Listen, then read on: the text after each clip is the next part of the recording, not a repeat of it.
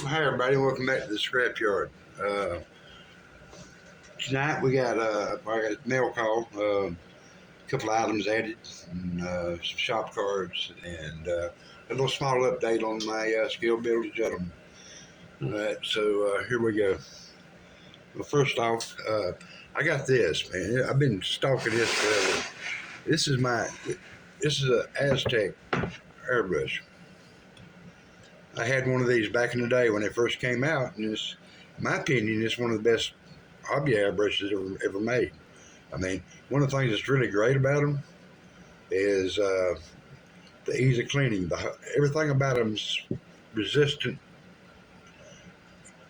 to any kind of solvent you're liable to use. You know, whether it's acetone or lacquer thinner or methyl ketone or any of that, man, you know, it's not gonna mess with this.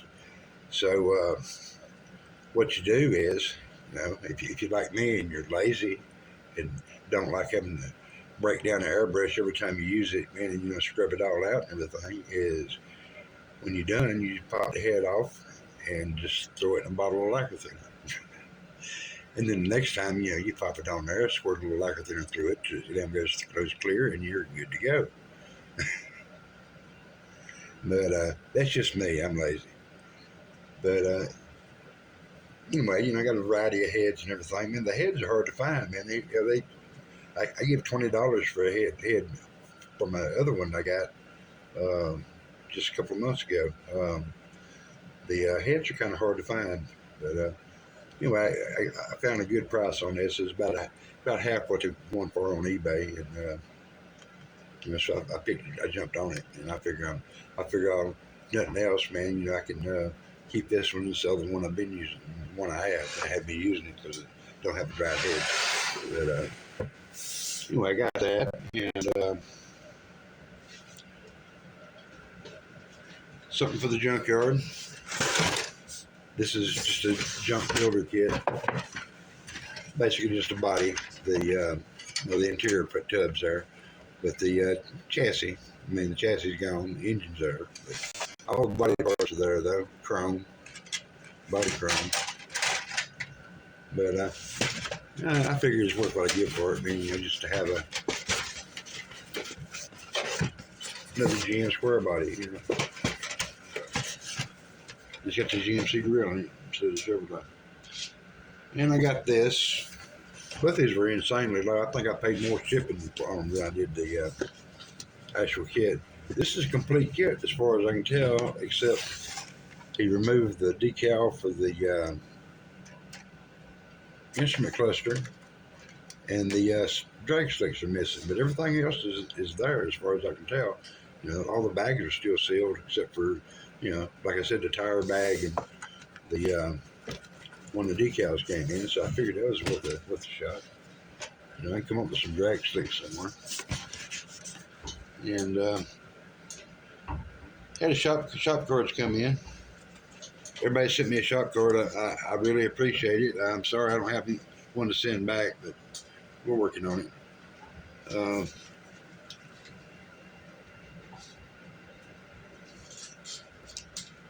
First off, we got Doug Hensley with Hensley's Hobbies. He sent me, well, both of his business cards and his shop card, which I really like. Man, I like it. It's got the whole '80s thing going there, man. You know, it just, you know, it feels like, you know, something I would have come up with in the '80s as far as the design goes. And his new shop card says that really sleek Chevelle on it. And of course, both have kind words on the back. And then Henry Robbs, I got his shop card.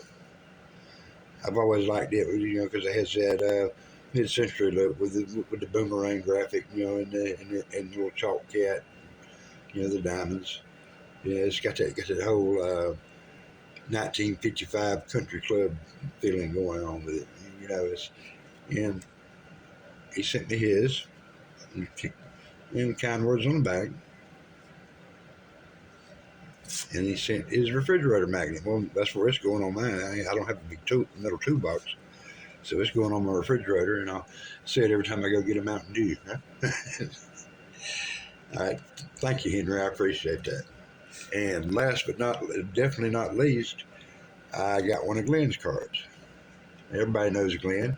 Glenn builds gassers. We all love Glenn, but I'm glad to get Glenn's card, man, because he has a unique approach to things, and I think me and Glenn get along pretty good. I'd buy Glenn a beer. Anyway, Glenn, thank you, buddy. I really appreciate your card. I know I don't have one to send back to you, but I don't know. We'll see what we can do. Anyway, well, and that's that on the shop cards. Now I got something to go on my wall, and the walls won't be bare, right? And a little update on my Scale Builder Gentleman car. This thing, you ever had a model that every time you just fought you every step of the way, everything you did, man, you got snake bit with it, whatnot. Well, that's been this, man, from the very beginning, man. First thing, I channeled it down over the frame rails, man. Then I go to put it together, and the rear end won't fit under it, so I got to find another rear end. And find another rear end, and put it in there, And so I'm building a 6-cylinder Chevrolet to go in there, I decided one I was working on wasn't very good, so I got the resin printer, which is this model here is one of the reasons why I got a resin printer, to be honest, man, because I wanted this engine. But anyway, I got this engine, and it's pretty good. But then I get done with it, and it's too long to fit in there, so I have to take everything back apart and strip the frame down to, strip the frame down and cut it and add 10 or 11 inches of that up. And, now it fits in there all right, And next time you see it, it's going to be done. But because I'm about done messing with this thing. But it's coming along. It's going to look all right. I mean, yeah.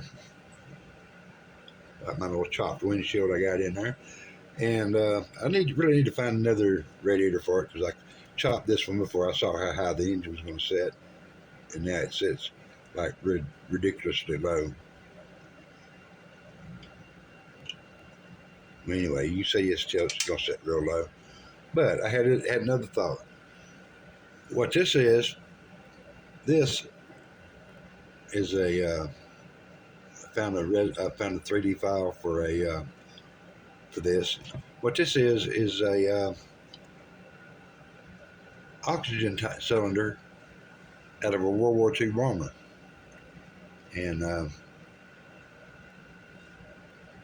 they came in several different sizes, but they were apparently used as fuel tanks a good bit in early hot rodders, because they were aluminum is real lightweight, but they were supposedly explosion proof, and they were rated at 400 pounds square inch, as far as for holding pressure. So, sounds like it'd make a pretty good fuel tank to me. So my question is, do you think I ought to put this on there or not? I mean, I could just put this on there. It'll balance for a second. Come on, sit there. I should have brought some tack it over with me. Matter of fact, it's right there.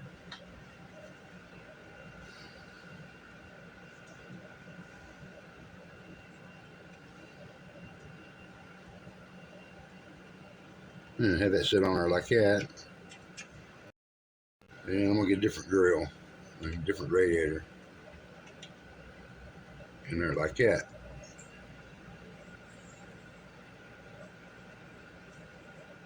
So tell me what you think. You think I ought to use that tank or not? I mean,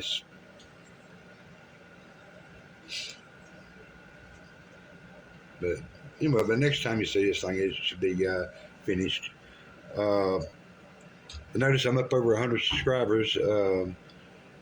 Like, comment, leave a comment.